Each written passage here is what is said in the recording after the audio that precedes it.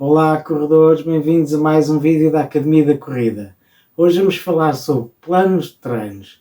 Vamos saber porque é que alguns corredores utilizam, outros não, e outros só utilizam em algumas situações. Não se esqueçam de colocar o like, subscreverem o canal e no final enviarem para os vossos amigos. Praticamente todos os corredores, mesmo os amadores, que tentam fazer uma maratona, antes de começarem a treinar, tentam obter um plano de treinos. Seja um plano de treinos feito por um treinador ou tirado da internet ou dado por algum amigo e adaptado, mas praticamente todos os corredores que fazem maratonas têm mais ou menos idealizado um plano de treinos. E isso é extremamente útil, porque numa prova tão longa é muito importante que o corredor faça uma preparação prévia à prova que seja adequada, de forma a que o sofrimento que a prova vai ser, que é sempre uma prova difícil, uma prova muito longa, seja o mais reduzido possível. Esses planos normalmente estão divididos por fases, uma fase inicial mais de condicionamento físico, depois uma segunda fase em que começa a haver aqueles longos de preparação para a maratona, e na parte final, nas últimas 2-3 semanas, começa a redução da carga de treinos para reduzir o cansaço do corredor e o corredor chegar no pico de forma à maratona. E isso é perfeito. Seja um plano, seja qual for, é muito importante ter esse plano.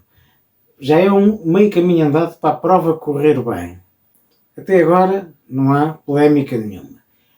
Agora vou começar então a provocar alguma polémica no tema.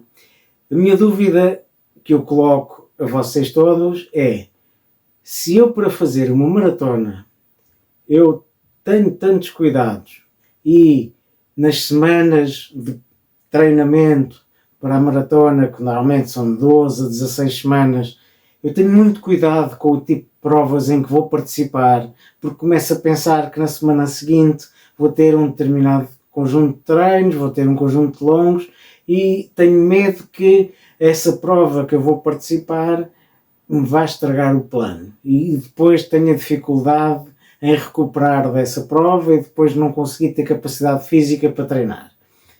Porquê é que nós fazemos isso com a maratona e não fazemos isso para as provas curtas? Porquê é que qualquer corredor vai fazer uma prova de 5 km, 10 km e mesmo até meias maratonas e muitas vezes não há preocupação de ter um plano de treinos?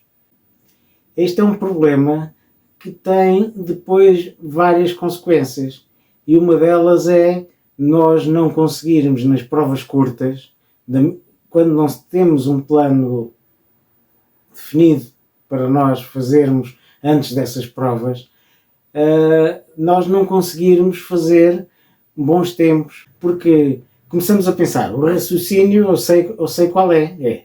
Se eu, durante um treino normal durante a semana, faço um treino de 10 km, então não tenho problemas nenhum depois em participar numa prova de 10 km, no fundo é quase como um treino, mas tentar ir um pouco mais rápido. Existem muitos corredores que são os campeões do treino, mas depois chegam às provas e as provas correm sempre mal. Outro problema que surge pelo facto de nós não termos um plano de treinos nas provas mais curtas é nós acabamos por participar em quase todas as provas. Nós, para termos um plano que seja coerente e que tenha como objetivo ter um bom tempo no dia de prova, nós temos que definir qual é que é a nossa prova-alvo. E normalmente os corredores amadores o que gostam é de ir a todas as provas, todas as semanas. E isso inviabiliza qualquer tipo de ganho de performance. É evidente que nós, se treinarmos durante a semana e formos à prova, e depois durante a semana seguinte voltamos a treinar, depois no fim de semana vamos à prova, com o tempo é normal que haja um ganho de performance. Porquê? Porque nós estamos a treinar, o corpo está a ficar com melhor condição física e nós continuamente vamos ganhando forma e vamos melhorando o nosso tempo. No entanto, esse tempo poderia ser exponencialmente melhor se nós fizéssemos para as provas curtas aquilo que fazemos para as provas longas como a maratona. Se nós definíssemos uma prova-alvo, mesmo curta, até pode ser uma prova de 5 km, para fazer daqui a 6, 7, 8, 10, 12 semanas. E fazíamos uma planificação para chegarmos no máximo, no pico de forma daquela prova, nós conseguiríamos ter muito melhores resultados do que estar continuamente a participar em provas, continuamente a tentar bater recordes e continuamente a frustrar-nos porque não o conseguimos. Mesmo com esse plano, nós podemos fazer várias provas, são provas de treino, são provas em que nós vamos testar a nossa capacidade e provas em que vamos verificar como é que estamos a evoluir, mas são provas que não é aquela prova-alvo em que nós temos o objetivo de bater o recorde. Porque, qual é que é o problema? É que nós, para batermos o nosso recorde pessoal e darmos o máximo, a nossa máxima capacidade, isso tem um desgaste muito grande sobre nós. Ficamos muito fatigados, muito cansados. E ao ficarmos muito cansados, o que vai acontecer é que durante a semana seguinte ou as semanas seguintes nós não conseguimos dar o nosso máximo e aqueles treinos que estavam previstos para as semanas seguintes, para depois na prova-alvo então batermos os tais recordes, não o conseguimos fazer. Resumindo, é muito importante ter um plano. Eu já falei nisto em vários vídeos, vou continuar a falar nisso nos próximos, porque é uma luta que nós temos que ter. Nós temos que consciencializar as pessoas que é muito importante ter um plano de treinos. O plano não tem que ser feito por um treinador, pode ser feito por um amigo, pode ser tirado da internet, mas tenham um plano.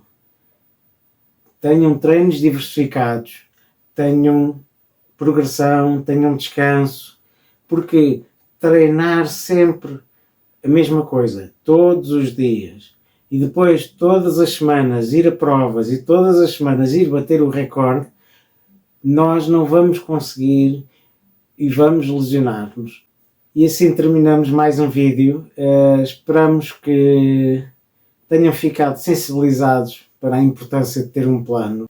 O plano é a forma mais correta de correr e evitar lesões, porque esse plano vai ter os treinos, vai ter o descanso, vai ter a progressão, vai ter a diversidade de treinos e vai ter um foco, vocês sentirem que estão a treinar com um propósito, e isso é essencial para evoluir.